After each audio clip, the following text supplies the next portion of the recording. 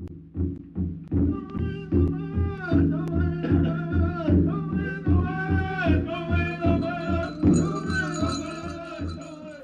of my younger days were around Polson area. My grandparents had their place, of course, it's down the road here, so we were always out here, fishing or riding the horses or doing different things. And throughout, I guess my school days, early school days, junior high, high school, I'd would take all the art classes that was available, which there weren't that many of, but I suppose I got the pat on the head, for, oh, you can draw, or you can paint, or, nice work. But they had a competition, and mainly on the reservation, it was to come up with this tribal seal for the tribe to use, and it was anybody that's a tribal member, could send in a image, that then the tribal council could look at and decide if that's something they'd want to use. Anyway, I wound up doing the tribal seal, and I believe it was in either junior high or high school. It's an image of Chief Kootenai, and he was a Kootenai, one of the last Kootenai chiefs, recognized chiefs. And he was standing at the time of the photograph was taken on the river, overlooking a different one place close to Kerr Dam area, which was a real controversial thing to do, construct a dam on the river, because the place they, of course, put the dam up was a sacred spot. It was the place of falling waters, and place of falling waters was about the construction of the dam and its impact on the reservation. And it being a sacred site, a lot of the tribal people, didn't feel good about it. And for tribal people to dam up a river is, it's not good. It's not good because you're altering the natural flow of a river that the Creator placed there for use of all life, and with the Indian perspective, the fishes and four-legged and the feathered ones and all these things are relations. We look at them as those that came before us, and they have much more of a right to things than the human being. They're sharing what they have with us, so we owe them a great respect. So in that context, to alter something that they depend on too, it's pretty great. Well, I'd like to talk a little bit about this particular piece. It's called Split Shield, and you can look at the split actually in the shield, and it was done purposefully. The split shield is a representation of highways, and in particular Highway 93. And at the time, this represents some of the concerns that we had as tribal people and as other concerned residents who favored a less invasive kind of construction. Once you put in a pathway or a roadway through land, what happens, you instantly divide that land, and you separate it. Now you have pieces that weren't there before. The impact that has on our wildlife is noticeable. There's not too many roads you can drive in Montana where you don't see a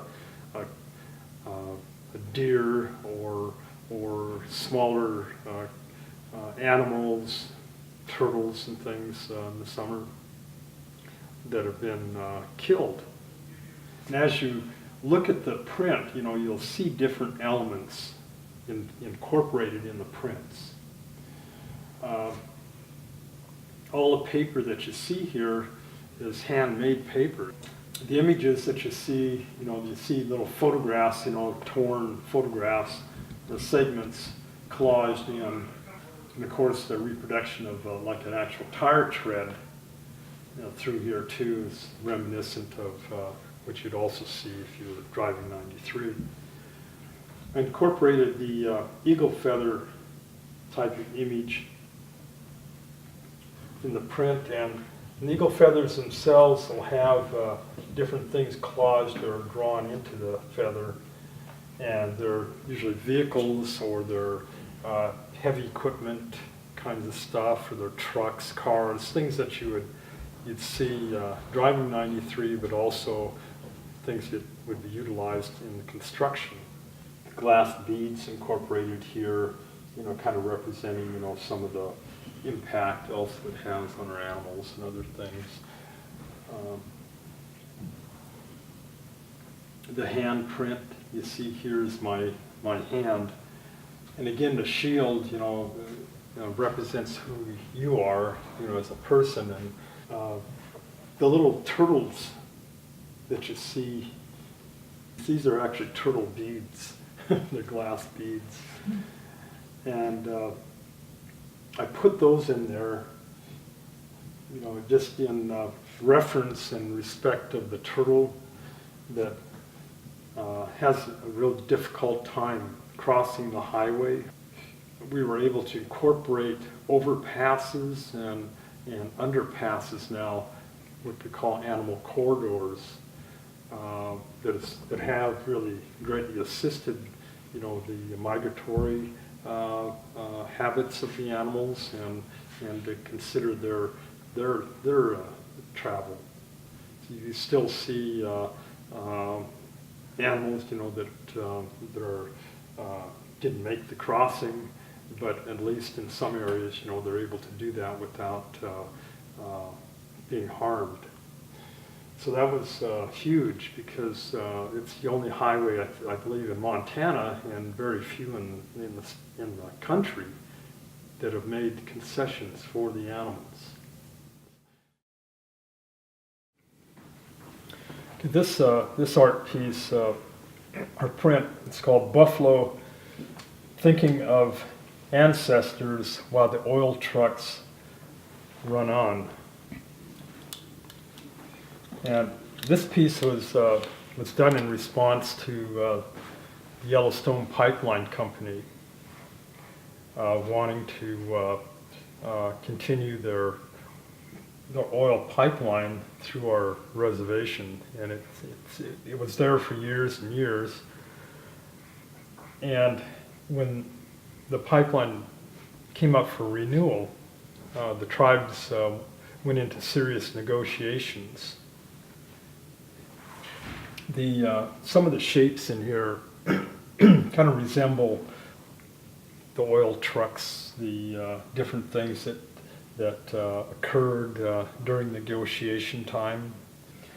But it was kind of an exciting time, exciting in the sense of, well, we can really do something about this, or we can make the oil companies really responsible for what they're doing.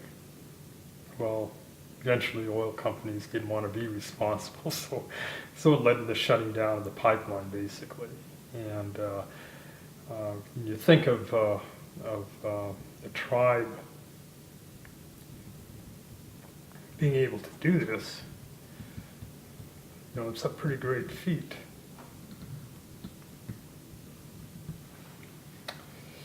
The symbols that you see here, again, kind of reminiscent of different things. The tanker truck here that you see this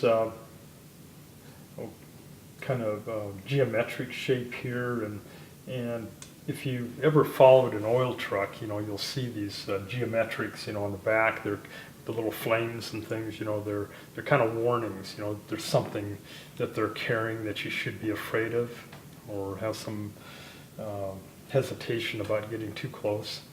So that's kind of what some of that symbolism represents. You see this buffalo shape again here representing our food source and the tribe.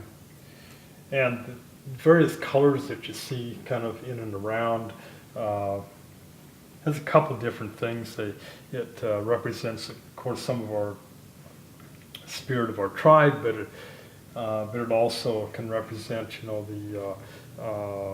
you ever go by a puddle of water, especially along the road or something, it may have little oil residue in it from a car or maybe a leak or something, and it'll have this, if the sun's out, it'll have this array of color. You look at it and it really looks pretty, and kind of interesting. And so there are assemblages, of cutout shapes, the little texture that you see here. I used packing material, little bubble wrap stuff, and actually stamped it onto the plate, and got the different texturing you see here. But most of it is done in a relief printing process, where you're just printing the surface of the plate, and by how you layer the different stenciling elements in here develops the complexity or richness of the image. But this is a series, I don't recall exactly how many of the prints I did in this series, but each one is a little different and maybe takes on a little different feeling or quality to it, but all of it being focused basically on the same in the same direction.